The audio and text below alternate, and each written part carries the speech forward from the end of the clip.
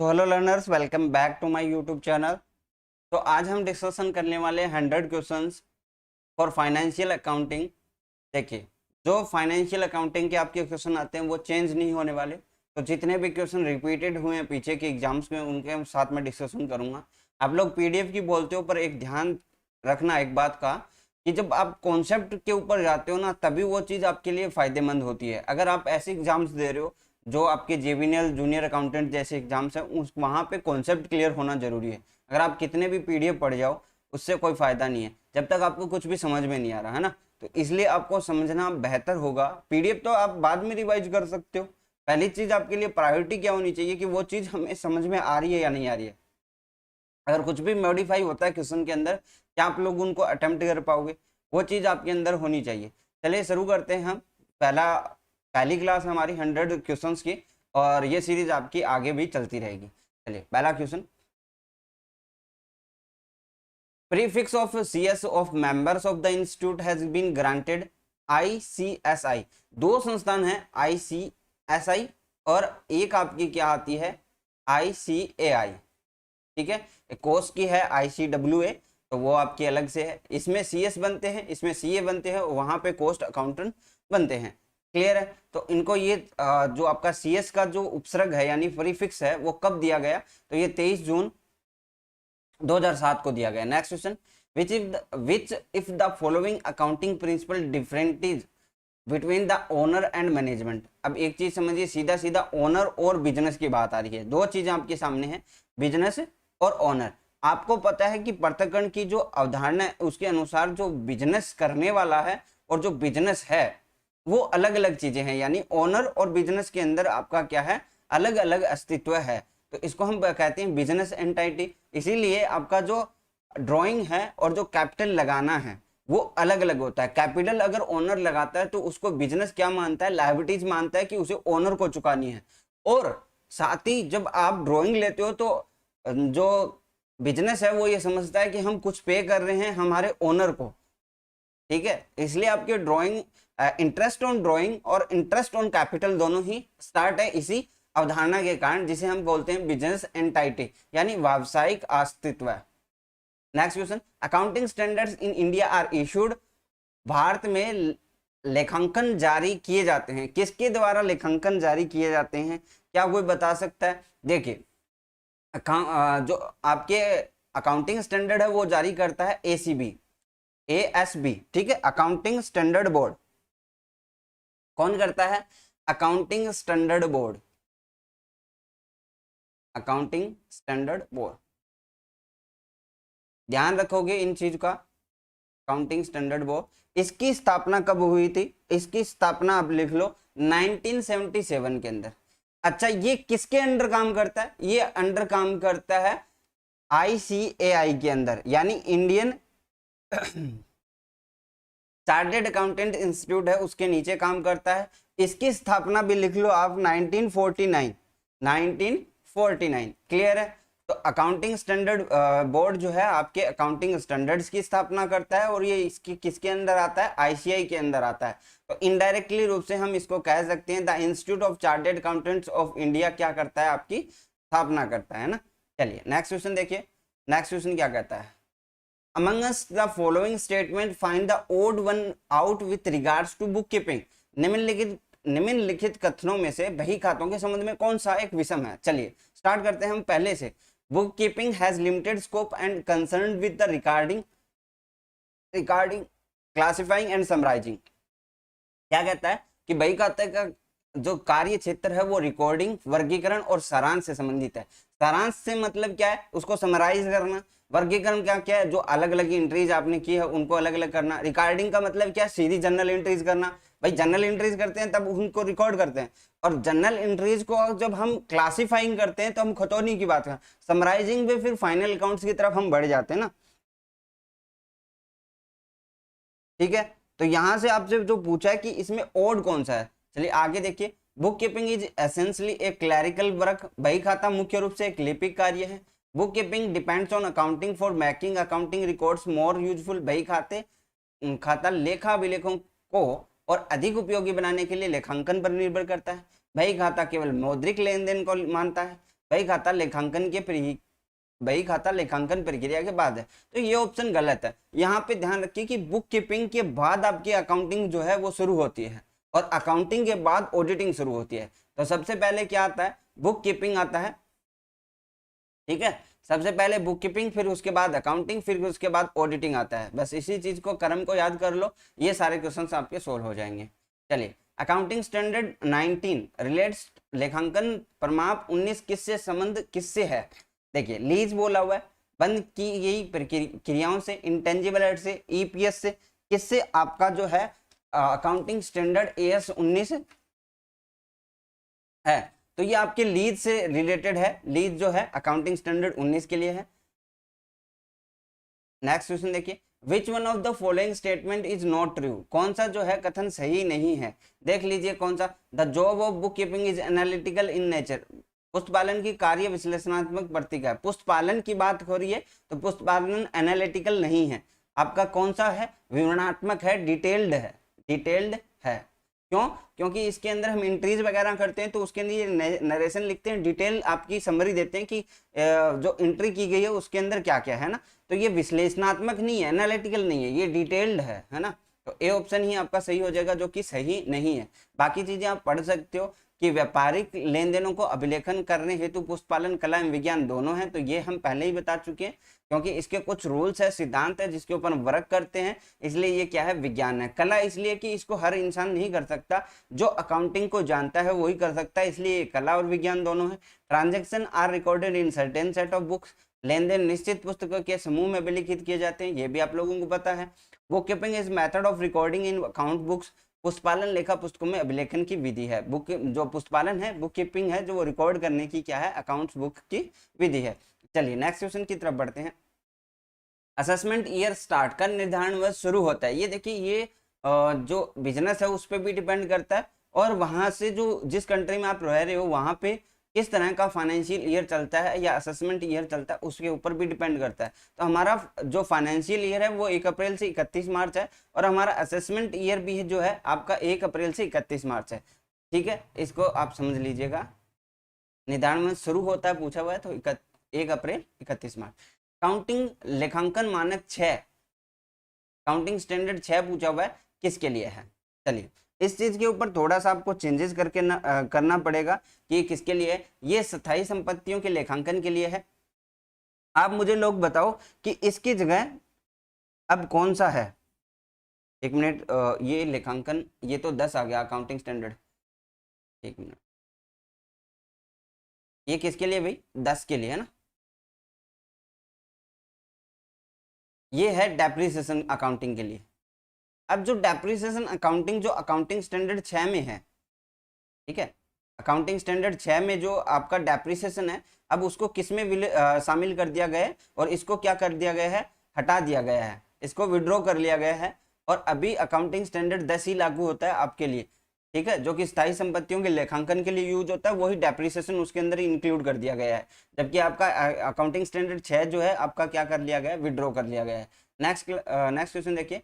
अच्छा, AS 21 अनुसार समेकित लेखा विवरण तैयार करना, preparation of consolidated statement accounts as per accounting standard 21 क्या है कि आपकी जो लिस्टेड कंपनीज है उनके लिए क्या है, अनिवार्य है। इस चीज का ध्यान रखेंगे।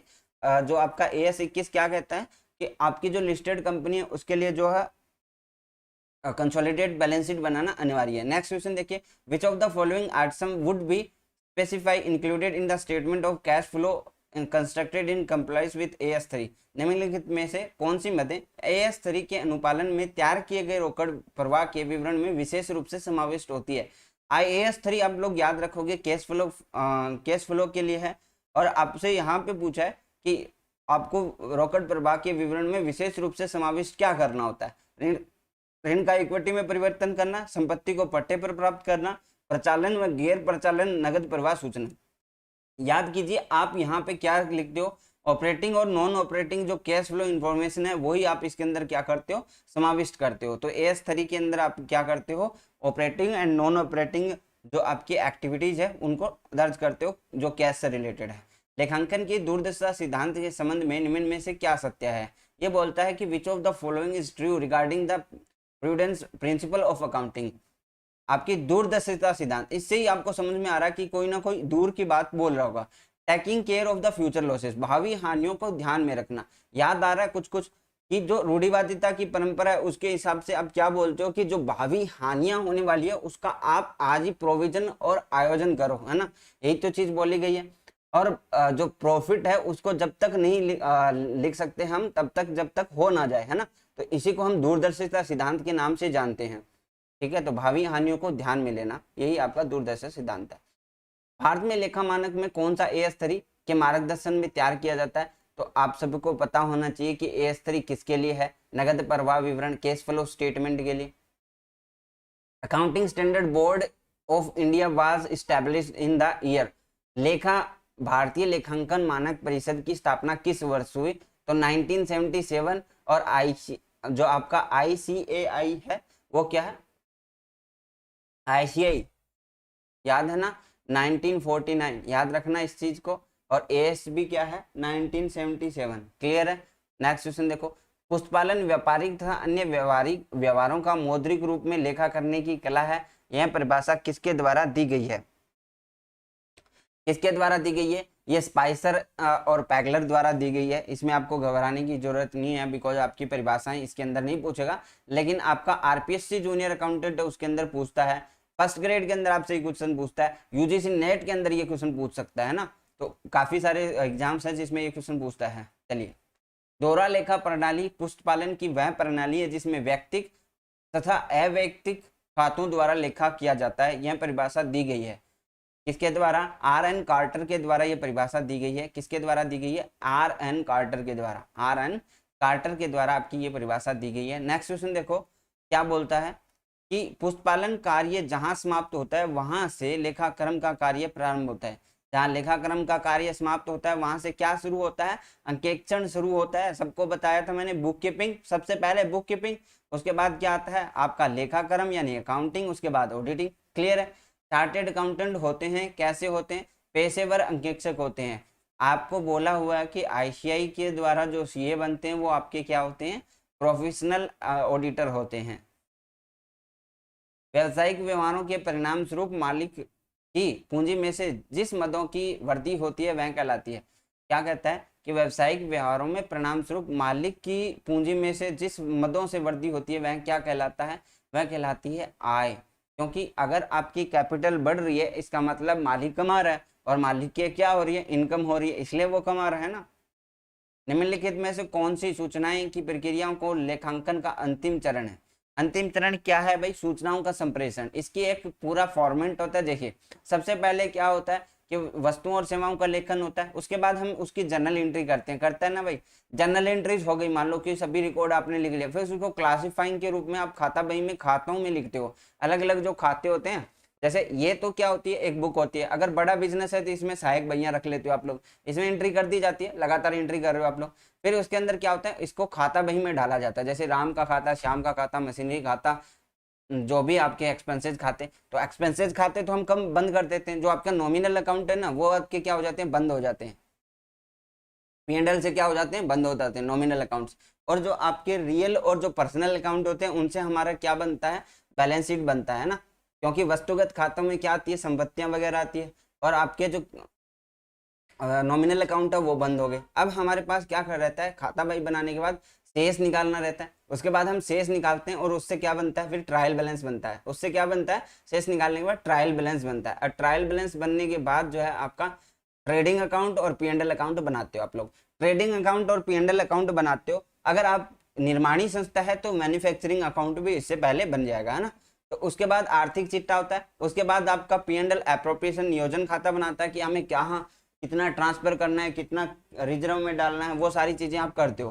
ठीक है, फिर सूचनाओं का विश्लेषण किया जाता है, निवेचन किया जाता है आपका सभी चीजों के लिए। फिर उसके बाद लास्ट में क्या किया जाता है? सूचनाओं का संप्रेषण कर दिया जाता है। और उससे बाद जो आपके इंटरनल और जो एक्सटर्नल जो आपके हैं वो लोग क्या करते हैं? इन सूचनाओं का उपयोग करते हैं कि उनको क्या कथन निष्कर्ष लेना है, क्या आपको निर्णय लेना है। जैसे हमारा प्रबंधन है वो भी इससे निर्णय लेगा कि कहाँ पे हमारी गलतियां हुई है, कहाँ पे हमने ढील दी है, कहाँ पे हमने कठिनाई बरती है, कितना प्रॉफिट हुआ है और इतना लॉस क्यों हुआ है, ये सारे क्वेश्चंस हमें सोचने होते हैं। और बाहर के जो इन्वेस्टर्स होते हैं वो ये सोचते हैं कि हमें कितना इन्वेस्ट करना है और इन्वेस्ट विड्रॉ करना है या नहीं करना। और सप्लायर्स और जो आपके खरीदने वाले हैं उनके ऊपर भी डिपेंड करते हैं सारी चीजें। तो ये सूचनाएं अनिवार्य रूप से दी जाती है। निम्नलिखित कथनों में से कौन सा सही नहीं है? वस्तुओं एवं सेवाओं को बेचने से प्राप्त धनराशि को आगम कहते हैं। ठीक है भाई, वस्तुओं और सेवाओं को बेचने से जो प्राप्त धनराशि उसको ही आगम कहते हैं। स्वामी द्वारा व्यापार में लगाई गई धन पूंजी को हम पूंजी कहते हैं, कैपिटल कहते हैं, ये भी बात सही है। एक ही प्रकृति के लेन देनों को एक ही स्थान पर एकत्रित करने को अभिलेखन कहते हैं। एक ही प्रकृति के लेन देनों को एक ही स्थान पर एकत्रित करना उसको अभिलेखन ना कहकर हम खतौनी कहेंगे, है ना। ठीक है, उसको हम क्या कहते हैं? संपत्तियां माइनस बाहरी दायित्व बराबर पूंजी, ये भी बात सही है। चलिए नेक्स्ट क्वेश्चन देख कहते हैं, व्यापार के स्वामी द्वारा लगाया गया धन कहलाता है। भाई व्यापार के द्वारा जो स्वामी जो व्यापार में धन लगाता है उसको हम क्या कहते हैं? कैपिटल कहते हैं, पूंजी कहते हैं। और कैपिटल के अंदर बढ़ोतरी कब होती है? जब आप या तो एडिशनल कैपिटल लेके आते हो या फिर आपको प्रॉफिट होता है। पुस्तपालन का क्या अर्थ है? आपका प्रारंभिक पुस्तकों का जो लेखा करना है ना उसको ही हम बुक कीपिंग कहते हैं। बुक कीपिंग कुछ नहीं है, बुक कीपिंग के बाद अकाउंटिंग शुरू हो जाती है। आप रिकॉर्ड ले लो, बस इतना आपका काम क्या है? आपका बुक कीपिंग है। एक विक्रेता ने अपने 2000 रुपए के माल को 1800 में क्रेता को दे दिया। 200 का यह अंतर क्या कहलाएगा? भाई एक विक्रेता है, क्या है? एक विक्रेता है,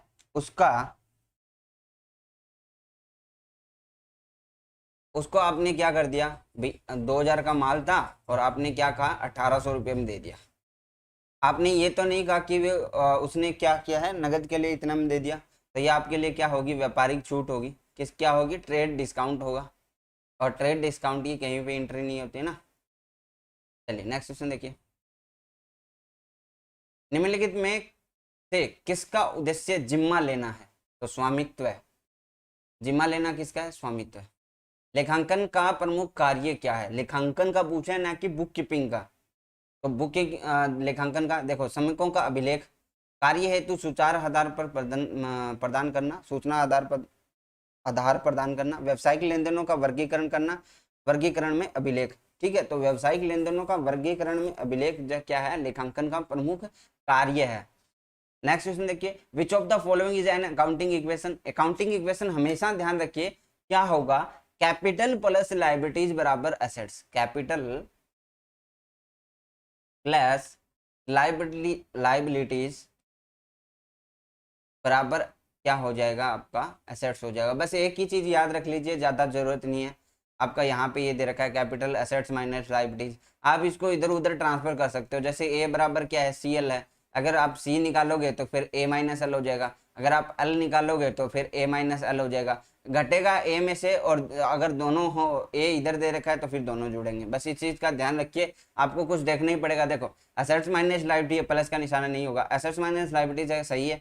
लायबिलिटीज माइनस दो अलग अलग चीजें, लेकिन घट जाएगा। एसेट्स में से जुड़ता ही नहीं है ना कुछ, एसेट्स में जुड़ेगा कुछ नहीं। ठीक है, जुड़ेंगे आपस में दोनों। क्लियर है? बस इसको यही देखना है। पूंजी खाता है, कैसा खाता? एक एक चीज समझिए, व्यक्तिगत खाता है। ये देखिए, ये क्या करता है? कैपिटल है। अब आपसे पूछेगा कि कैसा खाता है ये। अब आपने बोला कि व्यक्तिगत खाता है, अब आपको ये भी बोल सकता है कि व्यक्तिगत में कौन सा खाता है। तो ये रिप्रेजेंटेटिव होता है। क्या रिप्रेजेंटेटिव का मतलब क्या है? रिप्रेजेंटेटिव का मतलब क्या है भाई? अगर मान लो कि मैंने आपको 500 रुपये उधार दिए, ठीक है, अब वो 500 रुपये क्या उसका कोई वजूद है या मेरा वजूद है? आप बोलोगे कि मैंने आपका ही वजूद है क्योंकि आप हमसे मांगते हो। तो मेरा वो 500 रुपये उधार किसको रिप्रेजेंट कर रहा है? मुझे रिप्रेजेंट कर रहा है कि हमने सर से लिए हैं, सर को हमें देने। तो इसी तरह जो पूंजी होती है वो किसको रिप्रेजेंट करती है? वो उस मालिक को रिप्रेजेंट कर रही है जिसने पैसा लगाया है।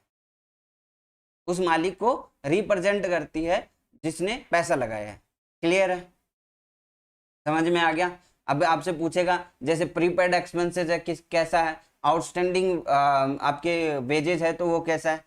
भाई प्रीपेड एक्सपेंसेस है। जैसे मान लीजिए आपने डिश वाले को पैसे दे दिए, अब डिश वाला क्या उस पैसे के लिए थोड़ी ना क्या, या फिर उसका डिश का नाम थोड़ी लेने का, वो कहेगा कि मैंने उस इंसान से पैसे लिए और उसको मुझे सर्विस देनी है, तो आप उसको उस पैसा जो एक्स्ट्रा आया है उसके अकाउंट में उसने लिखा है वो आपको रिप्रेजेंट करता है, इसलिए वो क्या हो जाता है, रिप्रेजेंटेटिव अमाउंट हो जाता है, और उसके लिए वो क्या हो जाती है, लायबिलिटीज हो जाती है कि उसने पहले पैसे लिए, उसने सर्विस नहीं दी है।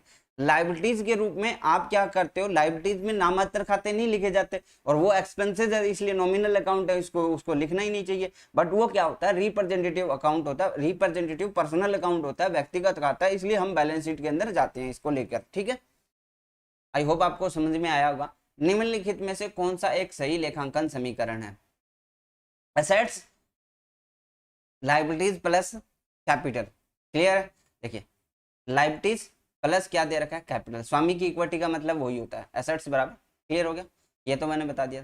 The institute of cost and works account of India का प्रधान कार्यालय स्थित है, ये जो है ICWA, ये क्या है, आपके कॉस्ट अकाउंटेंट बनाती है।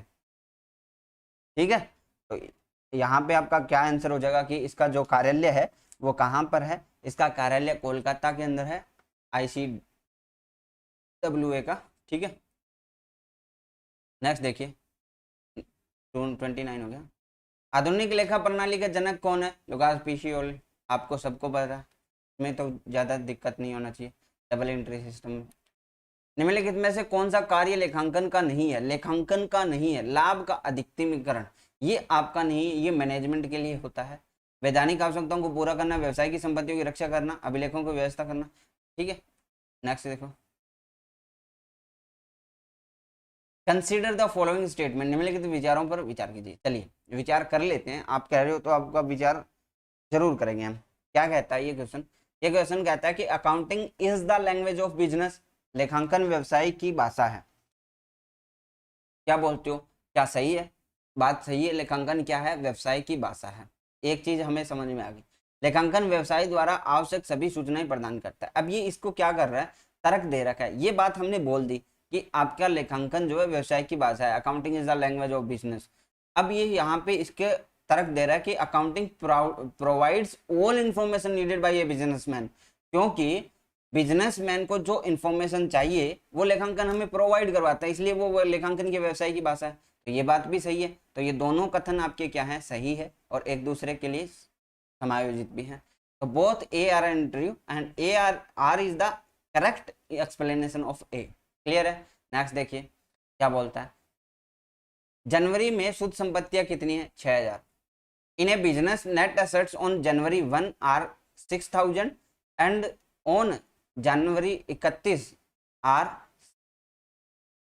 7500 if the withdrawals by the owner during January are rupees 1000, the net income of January 6000 थी आपकी जनवरी में, और अभी कितनी होगी 31 जनवरी में, 7500 हो गई। आपने कहा कि 1500 रुपये बढ़ गया, खैर आपने यही बोला 1500 रुपये बढ़ गया, 1500 रुपये बढ़ गया, लेकिन आपने 1000 निकाला, उसका भी समायोजन करना पड़ेगा।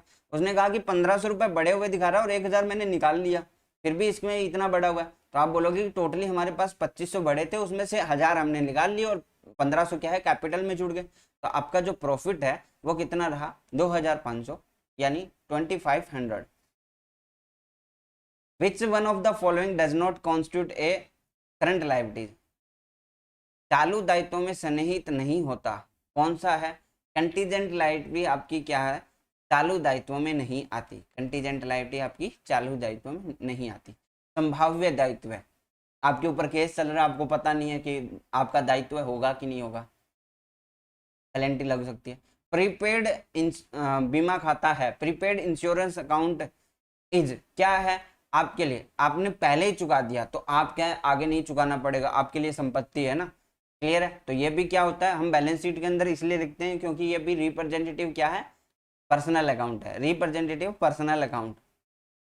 क्यों, क्योंकि आपको पता है कि जो आपने, देखिए आप हो, ये आप हो, ठीक है, आपने क्या किया, 500 रुपये एक परी सर्विस के रूप में दे दिया, अब वो 500 रुपये अगले वर्ष से शामिल है। अब वो जो इंसान जिसने लिया है उसके लिए तो दायित्व तो नहीं है, उसके लिए क्या है, उसके लिए दायित्व हो गया कि उसको ये काम करके देना पड़ेगा अगली साल 500 रुपये का फ्री में इसके लिए। तो इसके लिए क्या है कि ये उसने कमाए नहीं है, पहले आ गए तो उसके लिए दायित्व है। और आपने इसलिए कि हमारे ये खर्चा नहीं था फिर भी हमने उसको दे रखे हैं, यानी हमें आगे नहीं देना पड़ेगा, यानी आपके लिए क्या है, असेट्स है। क्लियर है। नेक्स्ट देखिए क्या बोला, निम्नलिखित में कौन सा पर्सनल अकाउंट है, पर्सनल अकाउंट का पता करना है। देखिए प्रीपेड सैलरी अकाउंट, वही मैंने अभी जो सीन बताया पूर्वदत्त बीमा खाता के लिए, वही आपका पूर्वदत्त वेतन खाता के लिए।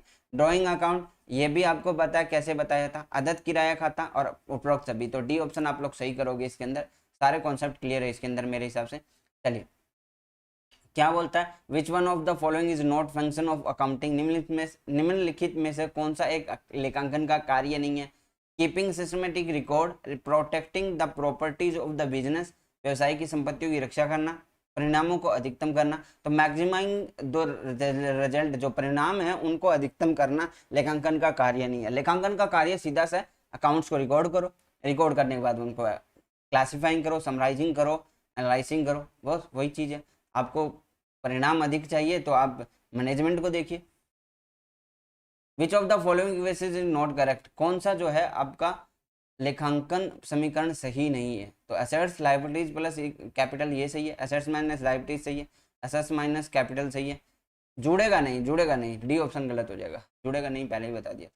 विच of the following is not function of, तो फंक्शन कौन सा नहीं है, तो वो दोबारा से रिपीट हो गया, मैक्सिमाइंग the goods withdrawn by the proprietor from business for his personal use will be credited to, स्वामी द्वारा अपने निजी उपयोग हेतु व्यवसाय से माल निकालने पर क्रेडिट किया जाएगा। कौन सा खाता, परचेज अकाउंट। देखिए आपको बताया विशेष परिस्थितियों में ही आपका जो परचेज अकाउंट है वो क्रेडिट होता है। कौन कौन सी परिस्थितियां हो सकती है सर, देखिए आग से जल गया, loss by fire, loss by flood मतलब बाढ़ में बह गया, कैरेटी हो गया, सैंपल्स में दे दिया, ड्राइंग कर लिया, ये सारे आपके क्या है ऐसे एग्जांपल्स है जिसमें क्रेडिट किया जाता है परचेज अकाउंट को। The first accounting standard issued by the accounting standard board of India ASBI, भारतीय लेखांकन मानक परिषद द्वारा ASBI द्वारा निर्मित प्रथम लेखांकन मानक संबंधित है, किससे संबंधित था, disclosure of accounting policies AS1, आपको याद होना चाहिए AS1 disclosure of accounting policies, बहुत ही फेमस है ये, ठीक है। AS1 चार्टेड अकाउंटेंट्स अधिनियम कब पारित हुआ था, तो ये आप लोगों को पता होना चाहिए 1949 आपको बताया हुआ है। 1977 क्या है, ASB accounting standard board. ICW का कार्यालय कोलकाता। अंतर्राष्ट्रीय लेखा मानक समिति लेखा मानक संख्या 2 का विषय क्या है, सीधा सीधा विषय valuation and presentation of inventories, stock का मूल्यांकन और प्रस्तुतिकरण, याद रखिएगा। नेक्स्ट क्वेश्चन देखिए कहाँ पे आ गया next question, accounting in modern age is regarded as, आधुनिक युग में लेखांकन जाना जाता है, किस तरह से जाना जाता है वो हमें बताना है। देखिए the art of recording, classifying and summarising the business transaction in monetary units, मौद्रिक इकाइयों में व्यक्त किए जाने वाले व्यवहारों, लेखांकन वर्गीकरण और संक्षिप्तकरण की कला के लिए रूप में, ठीक है। तो ये बात तो सही है। The language of business, business की भाषा के रूप में, अभी मैंने ऊपर 2 स्टेटमेंट पढ़ा आपको, रीजन और जो बताया। The source of business information, तो ऑल ऑफ द अबव हो जाएगा। द यूजर ऑफ या user of group of accounting information, लेखन सूचनाओं का उपयोग वाला समूह कौन सा है, व्यवसाय के स्वामी को चाहिए, ठीक बात है, मैनेजर्स को चाहिए क्योंकि आपको वही सही मैक्सिमाइजिंग करके देंगे प्रॉफिट और रिड्यूस करेंगे कॉस्ट को। पोटेंशियल इन्वेस्टर एंड बिजनेस, व्यवसाय के भावी विनियोजक, विनियोजकों के बिना तो व्यवसाय करना मुश्किल है, तो डी ऑप्शन सही हो जाएगा। अच्छा भावी विनियोजक क्या देखता है, भावी विनियोजक ये देखता है कि आप जो इन्वेस्ट कर रहे हो उसके ऊपर आपको कितना रिटर्न मिल रहा है ना। ये मैं आगे बताऊंगा जब आपको आगे चले जाएंगे ना, हम कोस्टिंग के अंदर मैनेजमेंट के अंदर बहुत अच्छे क्वेश्चन आते हैं, वहां पे एक ब्रीफ नॉलेज मिलता है। लेखा मानक 2 रहतियों के मूल्यांकन के प्रस्तुतिकरण के संबंध में दिशा निर्देश दिए गए मानकों के अनुसार कौन सा एक सत्य नहीं है, चलिए देख लेते हैं। The international accounting standard 2 lays down guidelines for inventory valuation and presentation, which one of the following is not true as per this standard। देखिए आपको क्या है AS2 दिया हुआ है जो आपके क्या करता है, आपके जो लेखांकन जो आपकी इन्वेंट्री है उसके लेखांकन के बारे में बताता है कि आपको कैसे लेखांकन करना है, कैसे उसको प्रस्तुत करना है ना। तो उसके संबंध में हमें 4 स्टेटमेंट दिए, उसमें से बताना है कि कौन सा सही नहीं है। चलिए देख लेते हैं ये क्या बोला हुआ है। The inventory should be valued at historic cost और net realisable value whichever is lower, जो कम है उस पर करना है। तो रहतियों का मूल्यांकन ऐतिहासिक लागत या शुद्ध वसूली मूल्य दोनों में से जो है उस पर करना है। आपको क्या पूछा हुआ है यहाँ पे, कौन सा सत्य नहीं है वो पूछा हुआ है, तो ये तो बात सत्य है। The cost of damaged raw material should be added in arriving at the value of the stock manufacturing goods। क्षतिग्रस्त सामग्री की लागत निर्मित माल के रहतियों के मूल्यांकन हेतु जोड़ देना चाहिए, तो ये बात भी सही है। रहतियों के मूल्यांकन के लिए सामान्यतः पहले आना पहले जाना यानी फीफो या भारित औसत लागत विधियों का प्रयोग करना चाहिए, ये भी बात सही है कि usually either the FIFO or the weighted average cost method should be used for valuation of inventories। The basis and policy of valuation of inventory should be clearly stated। रहतियों के मूल्यांकन का आधार व नीति को स्पष्ट उल्लेख होना चाहिए।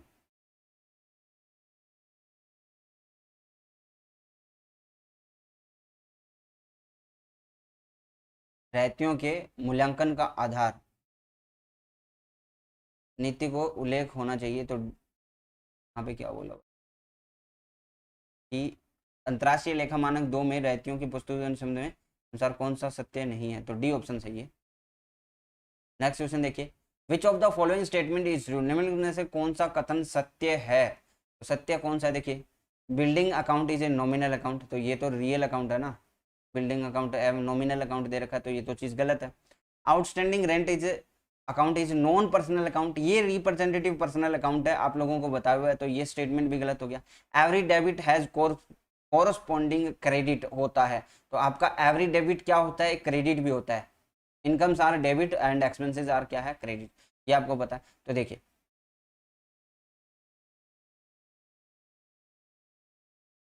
यहाँ पे प्रत्येक डेबिट हैज एक कोरस्पॉन्डिंग क्रेडिट, आपका जो डेबिट होगा उसका एक क्रेडिट भी होगा, ये बात सत्य है क्योंकि हम डबल इंटरेस्ट सिस्टम अपना रहे हैं। इनकम्स आर डेबिटेड, तो ये आपका क्या है, इनकम्स आर डेबिटेड तो आपका नहीं होगा क्योंकि जो आय होती है उनको क्रेडिट किया जाता है और जो लाभ होते हैं उनको क्रेडिट किया जाता है, जो एक्सपेंसेज और जो लॉसेज होते हैं उनको डेबिट किया जाता है। नेक्स्ट देखिए, the international accounting standard two lays down, ये हमने पहले ही कर लिया, ठीक है। नेक्स्ट क्वेश्चन देखिए 49, consider the following activities summarising the, क्या हुआ है, विचार कीजिए, इसको हमें क्रम वाइज लगाना है ना, क्रम वाइज। चलिए पहले देखते हैं व्यवसाय के निष्पादन का संक्षिप्तीकरण, तो संक्षिप्तीकरण तो बाद की बात है ना, संक्षिप्तीकरण तो बाद की बात है, ये तो आपके बाद में आता है। Analysing of the business transaction, ये भी बाद में आता है। इंटरप्रेटिंग द रिजल्ट, परिणाम का निर्वेचन। लेन देन का लेखन, सबसे पहले हम लेन देन का लेखन करेंगे। पहली चीज तो ये, जैसे फोर्थ आ रहा है मेरे पास, तो मैं यहाँ पे देखूंगा फोर्थ से कौन सा स्टेटमेंट शुरू हो रहा है, तो एक और डी, तो 1 और 4 तो मैं पहले ही काट दूंगा। दूसरे पे चलते हैं कि हमने लेखन कर लिया, उसके बाद क्या होगा, लेखन करने के बाद आप देखिए यहाँ पे दिया हुआ है निर्वेचन, तो इंटरप्रेटिंग द रिजल्ट, तो ये तो लास्ट में होगा क्योंकि ये लास्ट की प्रोसेस होती है। उसके बाद देखिए विश्लेषण, लेन देनों का विश्लेषण करते हैं, तो 4 के बाद 2 हो जाएगा विश्लेषण, फिर उसके बाद क्या करेंगे, समराइजिंग करेंगे और उसके बाद रिजल्ट देंगे, तो ये आपका हो जाएगा बी ऑप्शन सही। नेक्स्ट क्वेश्चन देखिए, in the double entry system of bookkeeping a transaction effect, पुस्तपालन की दोहरी प्रविष्टि प्रणाली में एक सौदा प्रभावित करता है। देखिए एक क्रेडिट होता है एक डेबिट होता है, ये यहाँ पे समझ में आ गया, तो ये प्रभावित करता है एक खाते को 2 प्रकार से प्रभावित करता है, 1 अकाउंट इन 2 वेज, ठीक है, एक खाते को 2 बार प्रभावित करता है, ठीक है। थोड़ा सा पानी पी लेता हूँ मैं।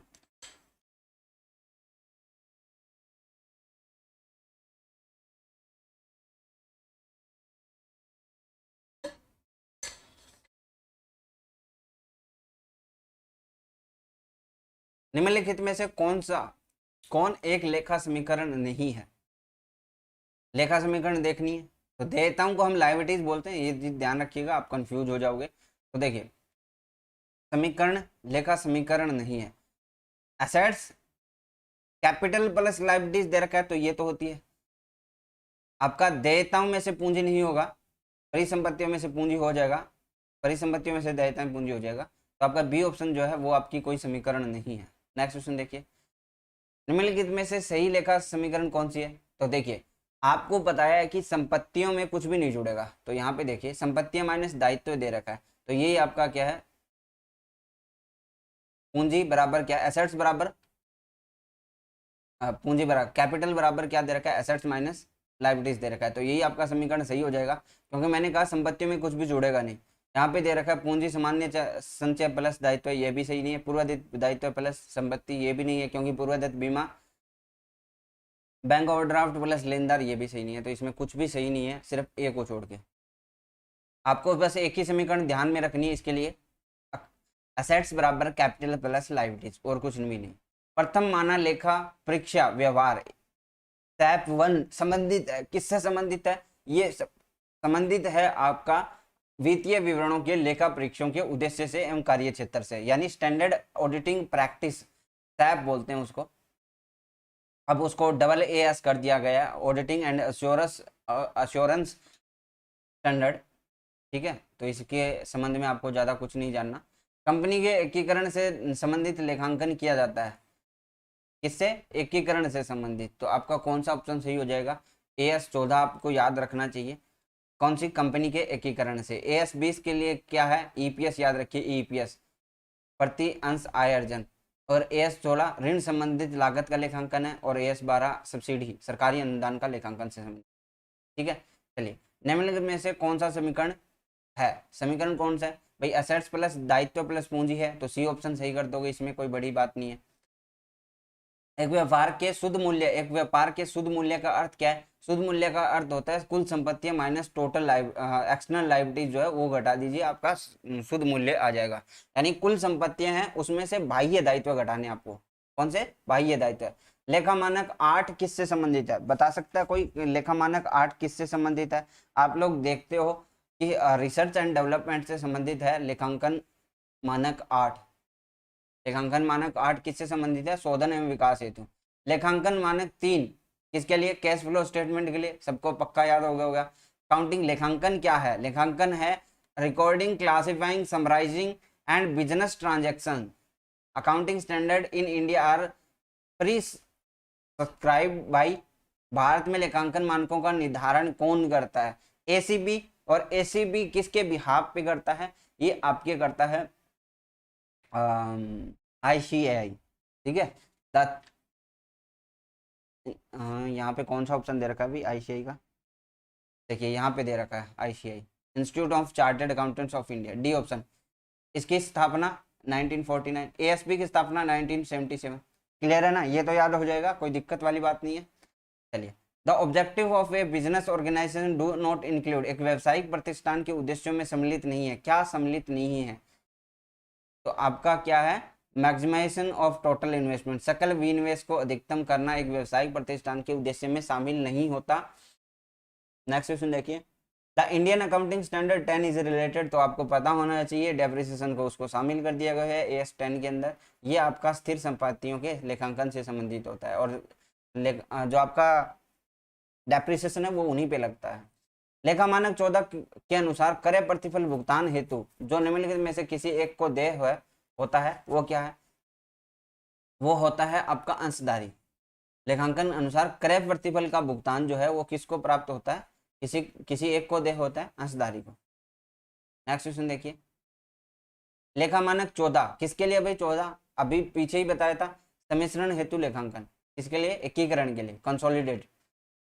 The definition of accounting will bring out the following functions। लेखांकन की परिभाषा से क्या निकल के आता है? सबसे पहले क्या होगा? सबसे पहले होता है आपका रिकॉर्डिंग। लेखा करते हैं हम पहले, लेखा करने के बाद हम वर्गीकरण करेंगे। तो दूसरा ये हो जाएगा, 31 हो गया ना, 31 कहीं पे दे रखा है, 40 ये गलत हो जाएगा, 14 ये गलत हो जाएगा, 31 दे रखा है। अच्छा, निर्वेचन और संक्षिप्तीकरण, तो आपको सबको पता है संक्षिप्तीकरण के बाद आपका निर्वेचन होगा, ठीक है। तो ये कौन सा ऑप्शन हो जाएगा? 4 आ जाएगा, 31 4, ठीक है, ये ऑप्शन सही हो जाएगा। अकाउंटिंग स्टैंडर्ड 6 रिलेटिंग डेप्रिसिएशन से रिलेटेड है। अब उसको मर्ज कर दिया गया है किसके अंदर? AS 10 के अंदर। इसको 6 को विड्रॉ कर लिया गया है, और ये किसी मान्य स्टॉक एक्सचेंज में सूचीबद्ध कंपनियों के लिए। नेक्स्ट क्वेश्चन देखिए, लेखांकन का मुख्य उद्देश्य निम्न की जानकारी से। किसकी जानकारी से? अभी ये बोलता है कि लेखांकन का मुख्य उद्देश्य निम्न की जानकारी से वो है प्रॉफिट और loss and assets and liabilities of business. लेखांकन का मुख्य उद्देश्य निम्न की जानकारी से है, तो प्रॉफिट और लॉस होना और एसेट्स और लायबिलिटीज का जानकारी के लिए होता है। कैपिटल व्यवसाय की पूंजी है, क्या है हमारे लिए? ये एक लायबिलिटीज होती है बिजनेस के लिए, और जो स्वामी होता है उसके लिए क्या होती है? एसेट्स होती है। नेक्स्ट क्वेश्चन देखिए, यहाँ पे 67 कर लिया। अब हम दूसरा चैप्टर स्टार्ट कर रहे हैं जिसके अंदर प्रिंसिपल और कॉन्सेप्ट एंड अजम्पशंस के ऊपर ज्यादा क्वेश्चन है, और यहाँ से एक दो क्वेश्चन पक्का आता है, कोई भी एग्जाम हो, अजम्पशन और आपकी जो कॉन्सेप्ट है वो पूछे ही जाते हैं, आपको पक्का ध्यान में रखना है। आप आगे आने वाले आरपीएससी जूनियर अकाउंटेंट और सारे जो एग्जाम्स हैं उसके लिए भी तैयारी कर रहे हो। पूर्वदत्त किराया, मैंने कहा था आपका पूर्वदत्त किराया क्या होता है, रिप्रेजेंटेटिव पर्सनल अकाउंट होता है, पर्सनल अकाउंट होता है, तो बी ऑप्शन है वैसे तो यहाँ पे, लेकिन यहाँ पे ई दे रखा है। देखिए रिप्रेजेंटेटिव पर्सनल अकाउंट, आपको पर्सनल अकाउंट दे रखा हो और ये दे रखा हो, दोनों में से तो आपको पहले ये करना है ना, ये ऑप्शन सही होगा। चलिए देखिए, पर्सनल अकाउंट जो होता है ना उसको हम तीन कैटेगरी में बांटते हैं। पर्सनल अकाउंट है, पर्सनल अकाउंट को हम बांटते हैं, एक तो नेचुरल है और एक अननेचुरल है, एक रिप्रेजेंटेटिव है। नेचुरल जैसे राम श्याम है, अननेचुरल होता है जैसे कंपनी हो गया, कृत्रिम व्यक्ति जैसे हम बोलते हैं, कंपनी का नाम हो गया, कोई संस्था का नाम हो गया, ये क्या है, अननेचुरल पर्सनल अकाउंट। रिप्रेजेंटेटिव क्या होता है, जो रिप्रेजेंट करे, जैसे पूर्वदत्त बीमा, आउटस्टैंडिंग एक्सपेंसेस है कोई भी, है ना, वो चीजें। क्लियर है, तीनों ही पॉइंट समझ में आ गया आपकी। And but no yet not received income is treated as, अर्जित किंतु अप्राप्त यानी मानी जाती है आय। मान ली आपने कमा ली लेकिन आपको क्या हुआ, प्राप्त नहीं हुआ, तो आपके लिए एसेट्स है ना भाई। भाई आपको, आपने कमा ली, आपको कभी ना कभी प्राप्त होगी, उसके इंसान के लिए क्या है, लायबिलिटीज, और हमारे लिए क्या है, संपत्ति। Advance money received but from a customer for supply of goods in A future, ये हमारे लिए क्या हो जाएगी, लायबिलिटी हो जाएगी, और कैसी, current liabilities. The practice of appending notes regarding contingent liabilities in accounting statement is pursuant to, लेखांकन विवरणों में सहयोगिक दायित्व के संबंध में नोट्स जोड़ने का अभ्यास इसके अनुपालन में है। किसके अनुपालन में, डिस्क्लोजर, कन्वेंशन ऑफ डिस्क्लोजर, प्रकटीकरण की परिपाटी। याद कर लीजिए, इंपॉर्टेंट है, याद कर लीजिएगा इसको। अच्छा, रूढ़िवादिता की परिपाटी लागू होती है, सबको बताया हो मैंने, अप्राप्य एवं संदिग्ध ऋण के प्रावधान। क्यों, क्योंकि देखिए ये क्या कहता है रूढ़िवादिता, ये पहले ही, जैसे हानियों का समायोजन हमें पहले करना चाहिए। कोई भी मान लो आपके जो डेबिटर्स हैं ज्यादा हैं, तो आपको संदिग्ध ऋणों के लिए प्रावधान कर लेना चाहिए, आपको ये कर लेना चाहिए। ये सारी रूढ़िवादी, जैसे बोलते नहीं है ना कि ये तो रूढ़िवादी लोग हैं। रूढ़िवादी के लोग मतलब हमारे जो पूर्वज है, तो मतलब पैसा बचाने में ज्यादा ध्यान देते थे, जैसे अभी शेविंग कर लो बाद में क्या है ना, तो वो चीजें आपकी रूढ़िवादिता। इससे आप याद रख सकते हो कि जो इसकी जो परिपाटी है वो किसको डिनोट करती है ना। द गोइंग कंसर्न, कि बिजनेस चलता ही रहेगा, चालू व्यवसाय की अवधारणा, गोइंग कंसर्न सबसे फेमस है। क्या बोलता है, चालू व्यवसाय की अवधारणा का आधार क्या है, स्थायी संपत्तियों के प्रोजेक्ट जीवन काल पर ह्रास लगाना, depreciating fix asset over their useful life, कि हमारा व्यवसाय क्या है, चलता रहेगा फिर लंबे समय तक। The system of recording transaction based on dual aspect concept is called, क्या कहलाता है वो, क्या कहलाता है, डबल एंट्री सिस्टम कहलाता है। सबको पता है डबल एंट्री सिस्टम का, है ना, लुकास पिशियोली, आपको याद है ना, Lucas पिशियोली।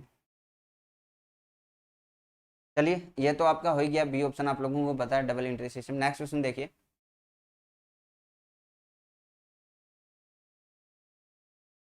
According to the money measurement concept, क्या है, मुद्रा मापन अवधारणा, which among the following will be recorded in the book of accounting the business. Health of managing director of the company, क्या कर सकते हैं, क्या स्वास्थ्य किसी को कर सकते हैं मुद्रा मापन अवधारणा के अंदर, नहीं कर सकते। कंपनी के माल की गुणवत्ता, क्वालिटी को रिकॉर्ड किया जा सकता है, नहीं किया जा सकता, क्वांटिटी को किया जा सकता है। संयंत्र और मशीनरी का मूल्य, हाँ मूल्य दिया है, प्राइस को हम कर सकते हैं। लिपिकीय त्रुटि नहीं है, अगर आप कोई प्रिंसिपल में गड़बड़ी करते हो तो वो लिपिकीय त्रुटि नहीं है, क्योंकि आपने रूल्स ब्रेक किए, न कि आपने कोई लिखने में भूल चूक की है। ठीक है, उसी को बोलते हैं एरर ऑफ प्रिंसिपल, सिद्धांत की त्रुटि यानी रूल्स ब्रेक करना। The main objective of book keeping, recording कहाँ पे है, ये रहा, keep correct complete record of business transaction, व्यवसाय के लेन देन एवं सही पूर्ण अभिलेख करना। बस क्लियर है, बहुत सिंपल है। अगर आप फोकस करते हो ना किसी चीज पे, जैसे आप मान लीजिए मैं 2000 एमसीक्यूज करवाने वाला और 2000 में आप एमसीक्यूज को पूरा फोकस करते हो, मैं कहता हूं आपको थ्योरेटिकल चीजें पढ़ने की जरूरत नहीं पड़ेगी। क्यों, क्योंकि इसके अंदर सबसे ज्यादा क्वेश्चन वही आते हैं जो ऑन ऑन डिमांड आपके क्वेश्चन आते हैं एग्जाम्स के अंदर, और उसी चीज को हम डिस्कशन करते हैं। मान लीजिए आप थ्योरेटिकल चीजें पढ़ रहे हो, थ्योरेटिकल चीजों में आप कोई ऐसा पॉइंट भूल सकते हो, भाई ऐसा पॉइंट आपको पता है क्या, इससे क्वेश्चन बनता नहीं बनता, लेकिन यहाँ पे क्या है, क्वेश्चन है। क्वेश्चन का मतलब वो क्वेश्चन बन रहा है, वो क्वेश्चन बन रहा है, तो इसका मतलब उस पॉइंट को हम डिस्कशन कर चुके हैं, और उस डिस्कशन में, इस डिस्कशन में सारे क्वेश्चन आ जाएंगे जो आपके जहां से भी बनते हैं। तो बताओ कुछ बाकी रहेगा क्या, नहीं रहेगा, इसलिए तो मैं करवा रहा हूं। और डिस्कशन करने का मतलब ये एक दो चीज फैक्ट के साथ जाने हैं। The primary function of the book keeping बता दिया ना मैंने, recording of the financial data, वित्तीय समूहों का अभिलेखन करना। बुक कीपिंग यानी रिकॉर्डिंग, ध्यान रख लीजिए, अभिलेखन। The accounting concept that is used to prepare the profit and loss account is known as, क्या कहलाएगा भाई, ये कहलाएगा मैचिंग। क्या कहलाएगा, मैचिंग यानी मिलान, यानी लेखांकन यह अवधारणा किसके आधार पर लाभ हानि खाता तैयार करती है, तो वह मापन है, मापन सॉरी मिलान, matching. If the closing stock is shown in trial balance then it should be shown in, कहाँ पे दिखाया जाएगा, वो सिर्फ फिर बैलेंस शीट के अंदर दिखाया जाएगा, आर्थिक चिट्ठे में, ट्रायल बैलेंस के अंदर अगर आपने दिखाया। Income is measured on the basis of, आय मापी जाती है, आय किस पे मापी जाती है, मैचिंग कॉन्सेप्ट के अनुसार, अनुरूपता अवधारणा के आधार पर। इनकम कैसे मापेंगे कि आप आय और व्यय को लिख लीजिए और उनका मिलान करते हो, तो आपका जो बैलेंसिंग फिगर आता है वो आपकी क्या होती है, प्रॉफिट इनकम होती है। A trader transfer 20% of his profit to general ledger on the basis of which concept is this so, एक व्यापारी जो है अपने लाभ का 20% सामान्य संचय में अंतरित करता है, ऐसा वह किस अवधारणा के आधार पर करता है। याद कीजिए मैंने कुछ बताया था, सेविंग कर लो, ये कर लो, वो कर लो, कैसे रूढ़िवादी लोग, तो कॉन्सेप्ट ऑफ रूढ़िवादिता की अवधारणा। क्लियर है ये ऑप्शन, अब तो कोई दिक्कत नहीं है, यही पूछा जाएगा सबसे ज्यादा यही पूछा जाता है। Transaction recorded on the basis of dual aspect concept is called, क्या कहलाता है, डबल एंट्री सिस्टम, सबको पता है डबल एंट्री सिस्टम। चलिए next, AS3 is related cash flow statement. Which of the following accounting equation is correct? Assets बराबर owners equity, गलत है। Assets बराबर owner equities प्लस क्या होगी, liabilities।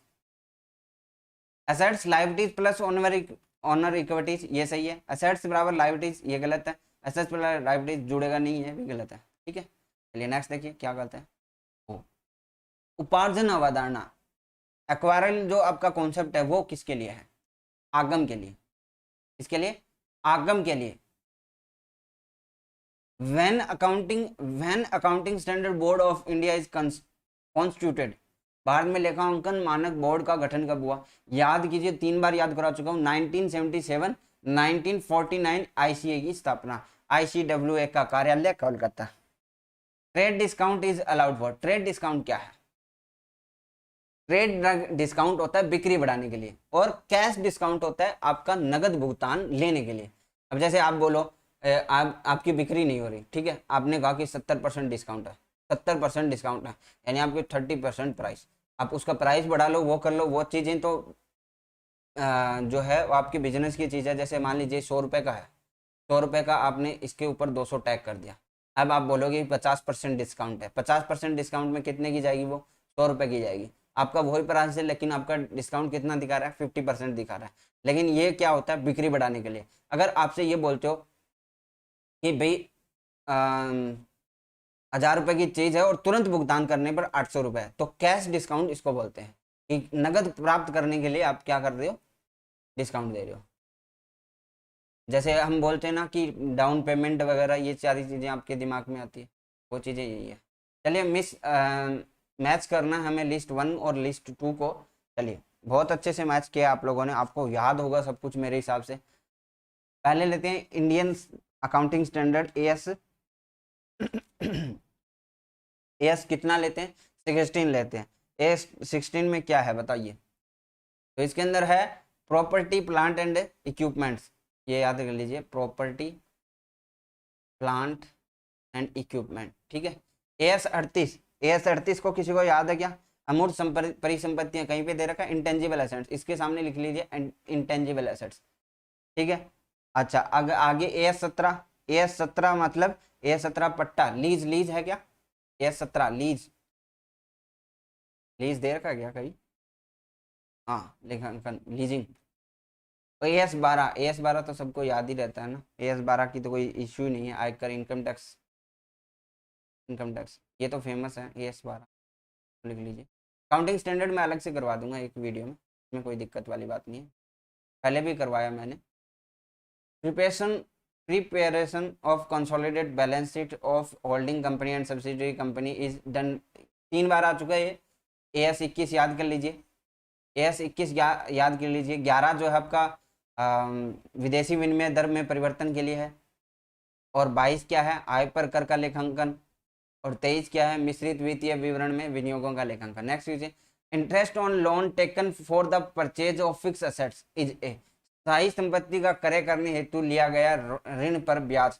ऋण पर ब्याज क्या होगा? बहुत ही बढ़िया क्वेश्चन है, ऐसे क्वेश्चन आपको एग्जाम में देखने को मिलेंगे, क्योंकि इसमें है क्या कॉन्सेप्ट, इसमें क्या है कॉन्सेप्ट है। ये क्या होगा? कैपिटल एक्सपेंडिचर होगा, क्योंकि इसका सीधा सीधा संबंध किससे है? एसेट्स से। आप क्या कर रहे हो? फिक्स एसेट्स खरीदने के लिए रहे हो, जो कि कैपिटल है।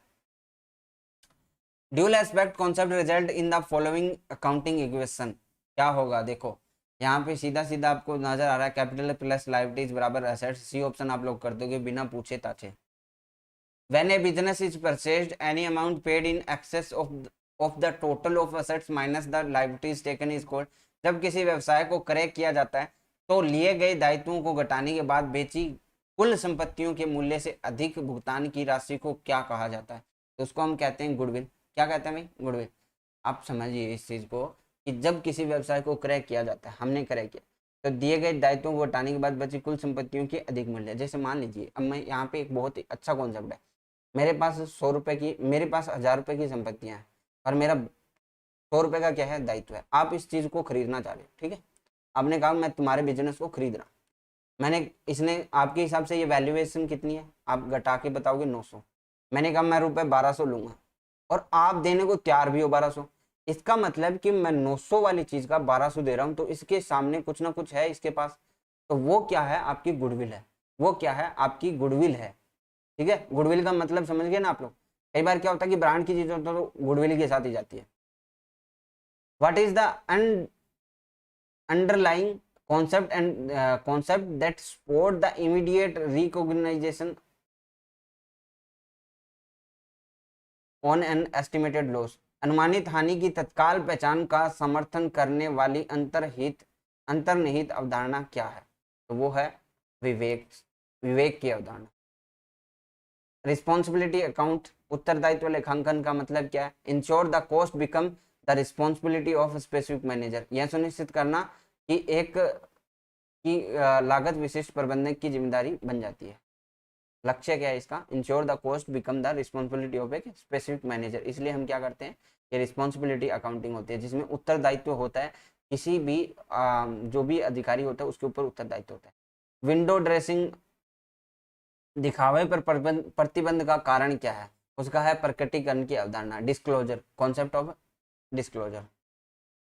नेक्स्ट देखिए, मालिक की समता का अभिप्राय क्या है? मालिक की समता क्या होती है भाई? मालिक की संपत्ति मान लो जो कैपिटल है वो, तो यहाँ पे दे रखा है, यहाँ पे ऑप्शन देखिए, fix assets minus fix liabilities, ये तो नहीं होगा। Fix assets minus current liabilities, current assets minus fix liabilities, ये भी नहीं होगा। Total assets minus total outside liabilities, total assets जो है उसके अंदर में से हम टोटल लायबिलिटीज घटा दें, मतलब बाह्य दायित्व घटा दें, तो हमारे पास क्या बच जाएगा? ओनर्स इक्विटी बच जाएगा। तो डी ऑप्शन सही हो जाएगा। Which of the following statement is correct, निम्नलिखित में से कौन सा कथन सही है? Increase in liabilities are credits, liabilities जब इंक्रीज होती है तो उसको क्रेडिट किया जाता है, तो सही बात है ना, क्योंकि इन लायबिलिटीज का जो संपत्तियों का क्या किया जाता है? डेबिट। लायबिलिटीज को किया जाता है क्रेडिट, तो इसको इंक्रीज करेंगे तो और क्रेडिट करना पड़ेगा। एंड डिक्रीज आर डेबिट, उसको अगर हमें कमी करनी है तो डेबिट कर दो, बस ए ऑप्शन सही हो जाएगा। नेक्स्ट क्वेश्चन देखो, किस अवधारणा के अनुसार वित्तीय विवरणों के द्वारा समस्त आवश्यक सूचनाओं का प्रकटीकरण आवश्यक है? तो ये पूर्ण प्रकटीकरण की अवधारणा जो है आपका डिस्क्लोजर की अवधारणा, जो प्रकटीकरण की अवधारणा है उसकी। तो आज हमने 100 क्वेश्चन किए हैं, नेक्स्ट क्लास में हम और मोर 100 क्वेश्चंस करेंगे, और इसी सीरीज को हम जारी रखेंगे। इसमें सारे टॉपिक्स ले लूंगा मैं आपके, ठीक है। तो आज के लिए बस इतना ही। Thank you, bye, have nice day.